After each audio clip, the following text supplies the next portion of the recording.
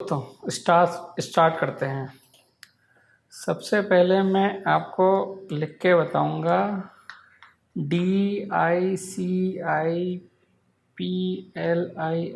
Discipline. Intraday trading में सबसे important चीज़ है डिसिप्लिन। ठीक है, चलो आज का वीडियो स्टार्ट करते हैं। तो ये मेरी ट्रेड थी 16 अप्रैल 2025 की JBM, और ये मैं अपना जर्नल करता हूँ जो बहुत ज़रूरी है। इसके बाद इसमें मैंने मिस्टेक क्या क्या करी वो मैंने लिखा हुआ है। शेयर की फर्स्ट कैंडल 5% से ज़्यादा मूव की, ये अभी अपने डिटेल पे आएंगे। सेटअप इनवैलिड था, मतलब मुझे नहीं लेना चाहिए था। ठीक है, चार्ट भी मैंने ऐड किया है, प्रॉफिट हुआ था मुझे, रैंडम सेटअप था, मेरा SL उसने पास किया था। ओहो, अच्छे पैसे कमाए थे, 12,668। ठीक है, एंट्री टाइम वगैरह सब लिखा हुआ है, शॉर्ट था कि लॉन्ग था ये सब लिखा हुआ है, सेटअप पे प्लस था कि नहीं था ये सब लिखा हुआ है। चलो सीधे चलते हैं चार्ट पे। चार्ट मैंने खोल रखा है 16 अप्रैल 2025 का। ठीक है, इस दौरान मैं क्या सोचता था कि ये वाली जो फर्स्ट कैंडल है,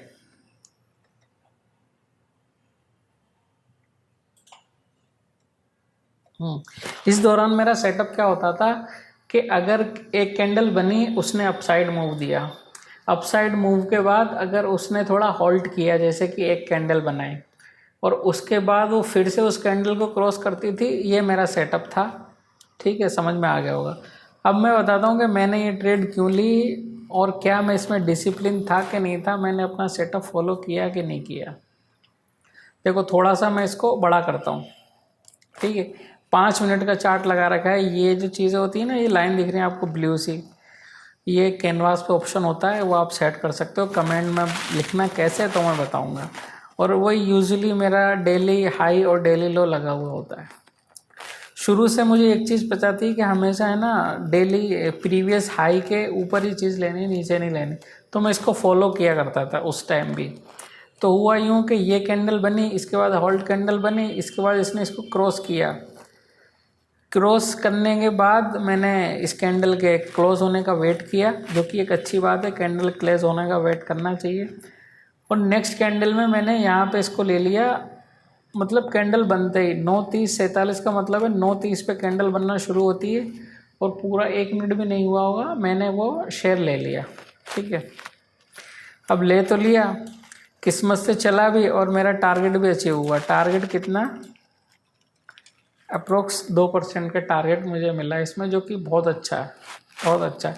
और मैंने 10:06 पे इसको एग्ज़िट कर दिया ये वाली कैंडल में। ठीक है, इसके बाद ये थोड़ा और ऊपर गया था, बहुत ऊपर गया था। यहाँ से देखा जाए तो अगर मैं एग्ज़िट नहीं करता तो मुझे 1.54 और मिल सकता था, जो कि बहुत अच्छा होता। बट क्योंकि हमें अपने रूल फॉलो करने होते हैं, इसलिए रूल को फॉलो करना बहुत ही ज़रूरी है। उसके बिना कोई भी इंटरडे ट्रेडर सक्सेसफुल नहीं हो सकता। तो अब इसका थोड़ा एनालिसिस करते हैं। इसमें गलतियां मैंने क्या करी, मेरी तरफ से ये ट्रेड उस वक्त मुझे परफेक्ट लगा था, मज़ा आ गया, प्रॉफिट बन गया। लेकिन आगे जाके जब मैंने अपनी ट्रेड्स को एनालाइज किया, तब मुझे पता चला कि इसमें मेजर मिस्टेक थी। एक मेजर मिस्टेक क्या थी कि ये जो फर्स्ट कैंडल है, देखो मैं इस पर ओवर करता हूँ। एक सेकंड, मैंने अपना एक चीज़ ऑन करके आता हूँ मैं, जस्ट अ मिनट।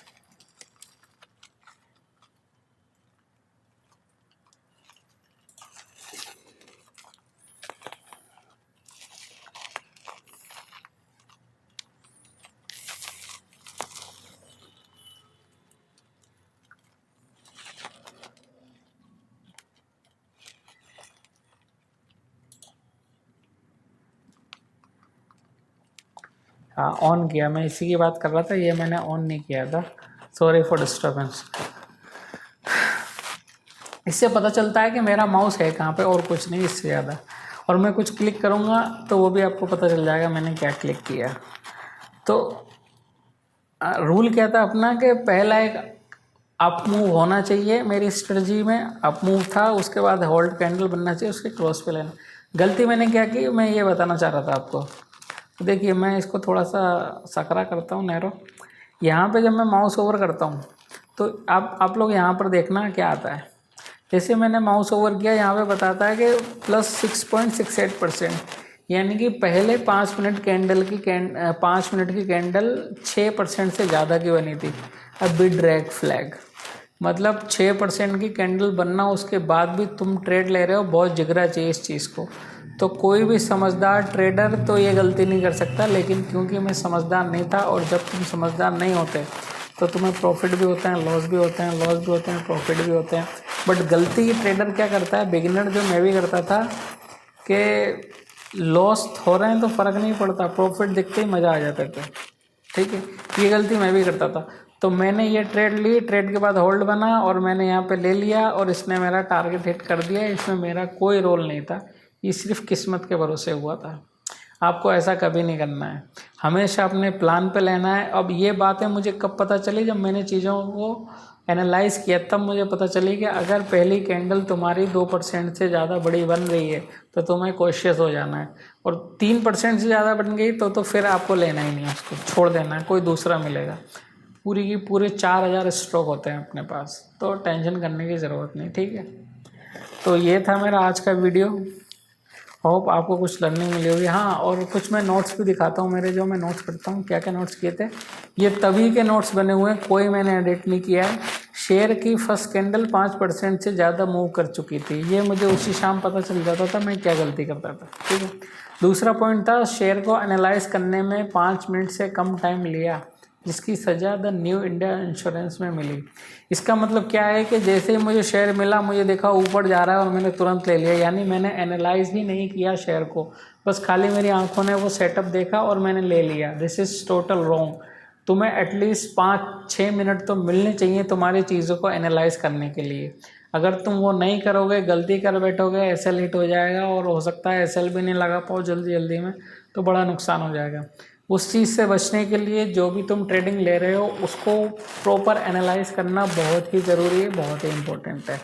ठीक है, आगे मैंने क्या लिखा है कि इस गलती की सज़ा मुझे न्यू इंडिया इंश्योरेंस में मिली। ये एक और मेरी ट्रेड है, आगे इसका नंबर आएगा तो मैं बताऊंगा इसमें क्या हुआ था।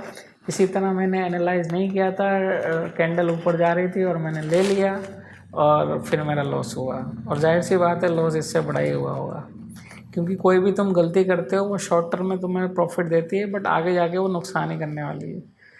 आगे मैंने लिखा था, जब भी तुझे किसी गलती की वजह से प्रॉफिट हुआ है, तुझे सज़ा ज़रूर मिली है। देखिए मैं कितना समझदार था, उस वक्त भी मैं ये लिखता था कि गलती की वजह से प्रॉफिट होता है तो सज़ा मिलती है। ठीक है, अब हो सकता है इसमें 2 लाइनें मैंने तब ऐड करी हूँ जब मैं न्यू इंडिया इंश्योरेंस की ट्रेड ले चुका था, क्योंकि मैं क्या करता हूँ, शेयर को रिव्यू करता रहता हूँ कि मैंने क्या गलती की थी, अब मुझ में क्या सुधार है, अब मुझ में क्या सुधार, और ये बहुत ही बेहतरीन हैबिट है, आप सब में होनी चाहिए। दैट्स इट फॉर टुडे, मिलते हैं नेक्स्ट वीडियो में, बाय बाय। हाँ, मैंने चैनल का नाम सोच लिया है, इंस्टी ट्रेडर। किसी को मतलब जानना है तो मैं बताऊँगा आपको। Okay, bye.